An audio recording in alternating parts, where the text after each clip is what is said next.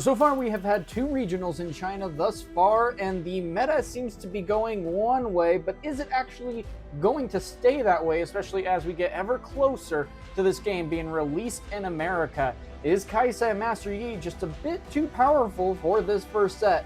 Let's go ahead and dive in.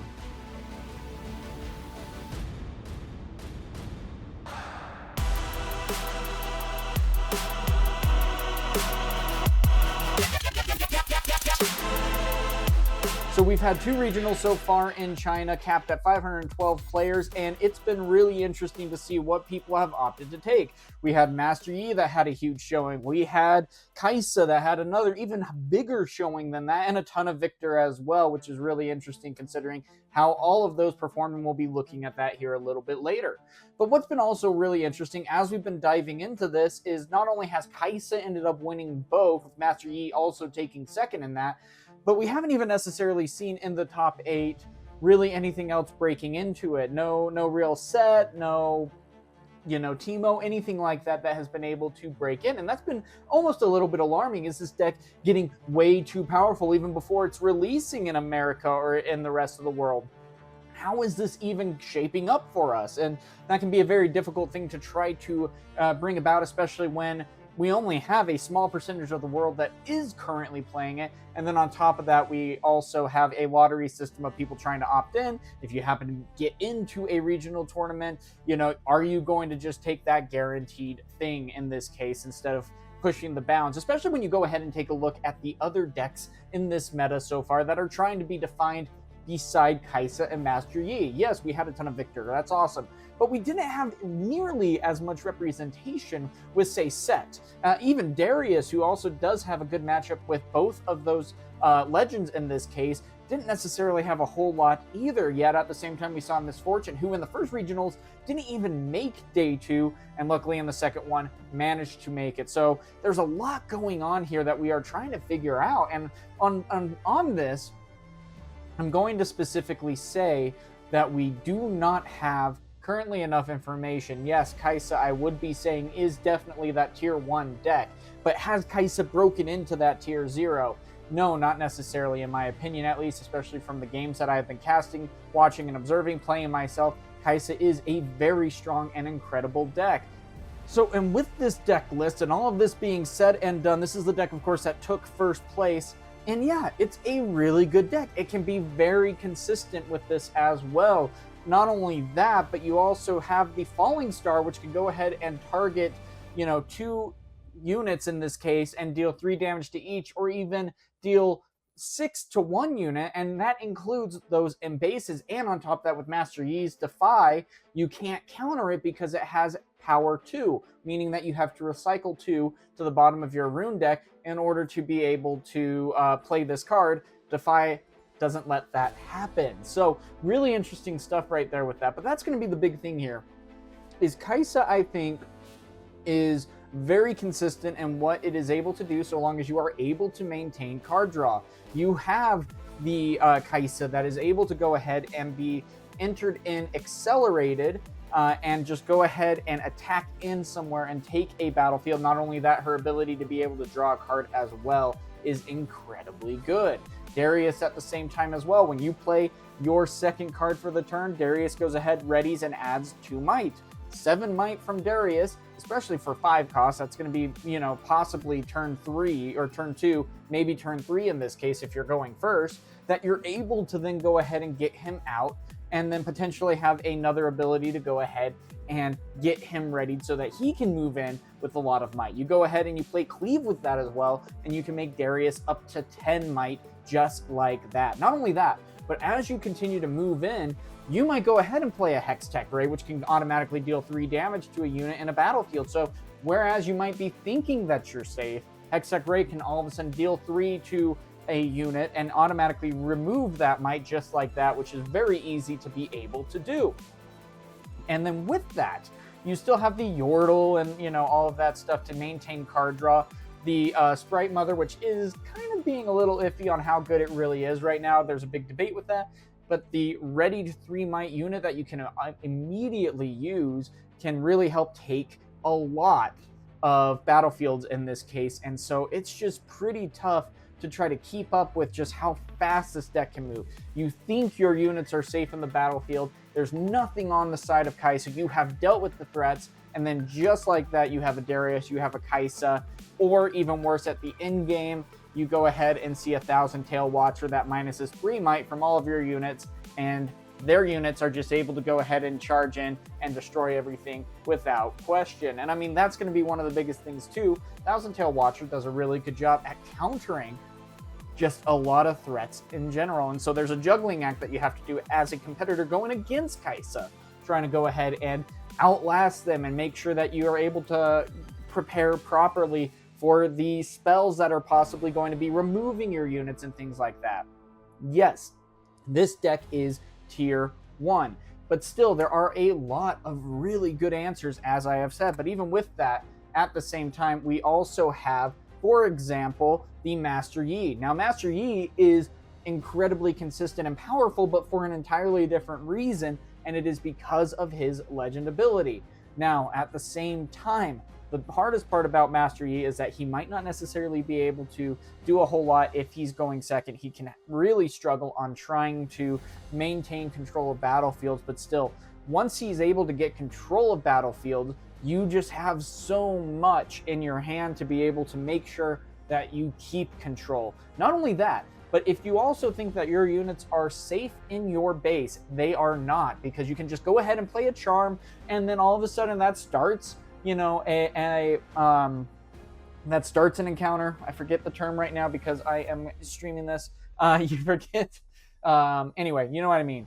And that immediately starts a battle, and Master Yi's legend ability goes into effect, and then you all of a sudden get to add +2 might to that. And so there's just a lot that you are able to do. And then on top of that, Master Yi, his ability as a champion in and of itself, being able to come in as a 6 might, but it has ganking and the ability to go ahead and be ready when it comes into play, is a very devastating thing. Not only that, Carnivorous Snapvine is incredibly good at just going ahead and clearing out the threats on the board. I mean, you really only need at most 5 runes to be able to get done what you need to get done as Master Yi, and then even that benefit of maybe going ahead and getting, you know, the Protector out or something along those lines can be a really big benefit to that towards the end to late game. And so there's a lot that you got to be looking at here as the competitors continue to go about this, but at the same time, it just seems like these are the 2 decks that so much of the meta or so much of the competitors are flocking to, that I feel like these numbers are almost inflated. I mean, you go ahead and you take a look at what these numbers were in particular, just so you know, 2 decks were Garen. So we're just going to gloss over that.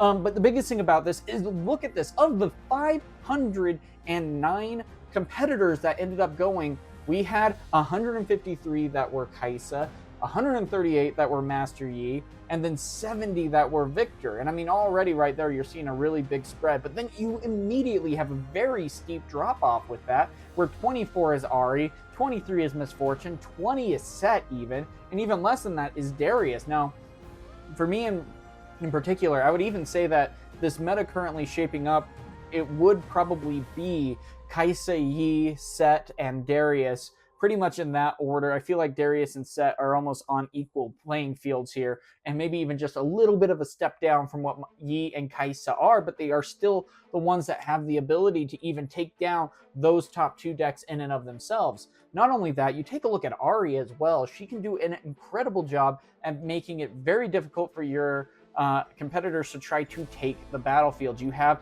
Defies and things of that nature as well that can really help counter Kai'Sa, but then if they go ahead and try to attack in, then Ahri's ability -2 from attackers and defenders in this case, and then her legend ability -1. So already right there is really great synergy to really not only take battlefield, but even hold them, especially from, you know, a Master Yi player in this case. Now, of course, Ahri is going to struggle a little bit when going against a Kai'Sa deck, but even still, it can be very good here. Now, likewise, Teemo is a little bit interesting to see. We need to get more gameplay going with that as well. He has a lot. And again, this whole meta, side note, this whole meta has a lot yet to be seen. And so something that you need to keep in mind with is that we are in such a small window as to what this meta can currently be.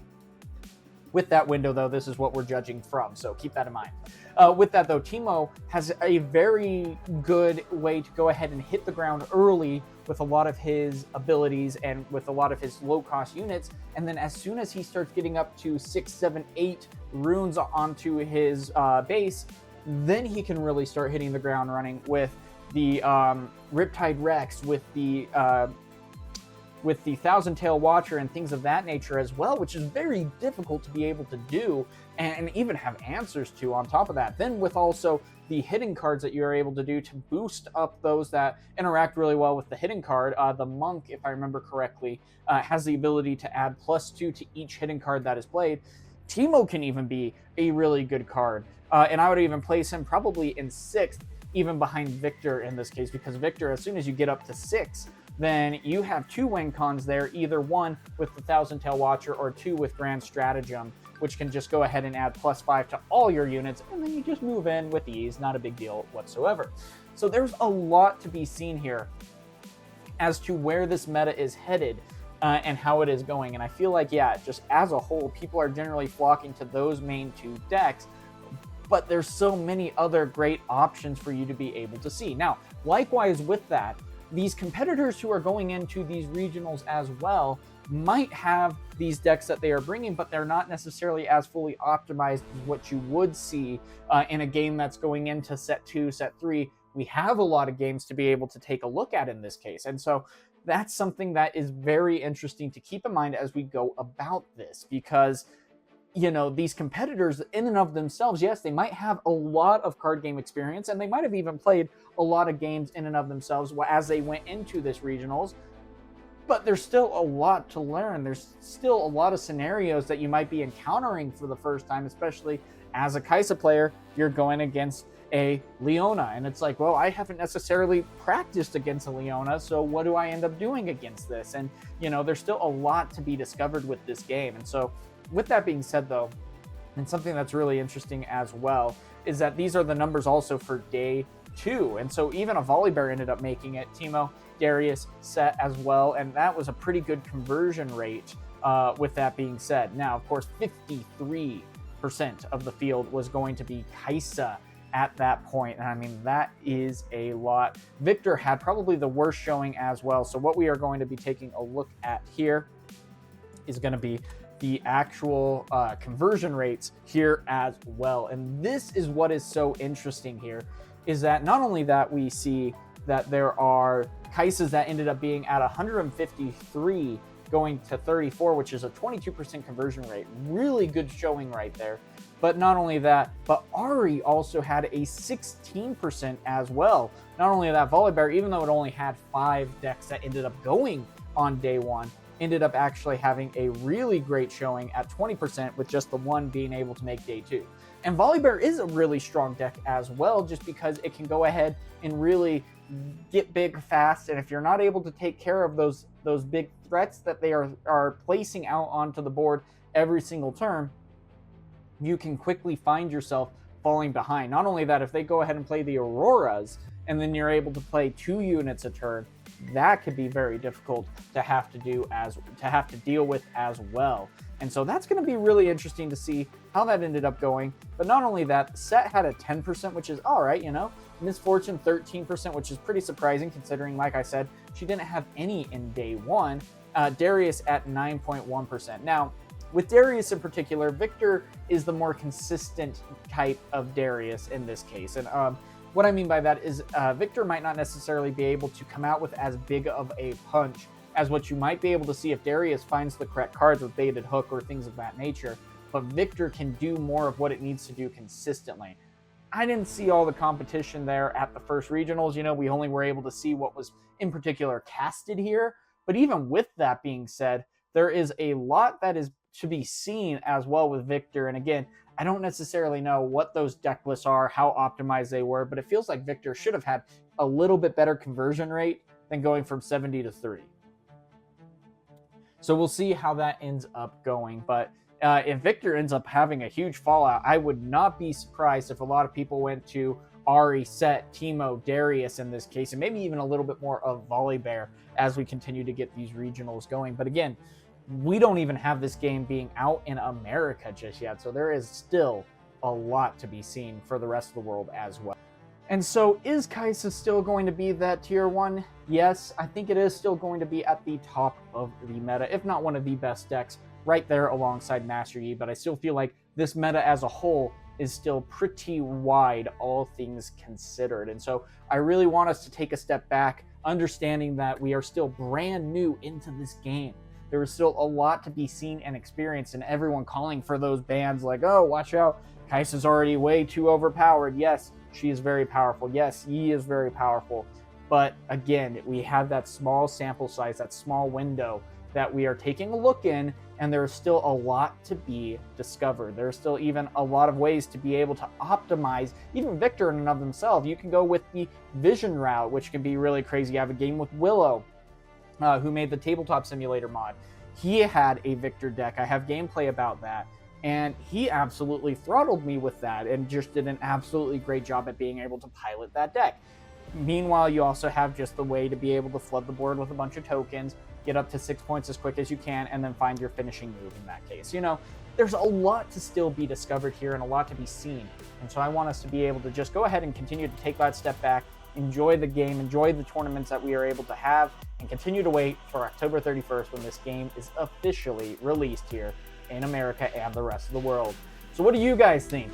Does Kai'Sa and Master Yi need to get banned? Are they way too powerful and we need to, be very fearful for what's going to be coming when this game does get released? Go ahead and let me know down in the comments below. And until next time, guys, have a good one.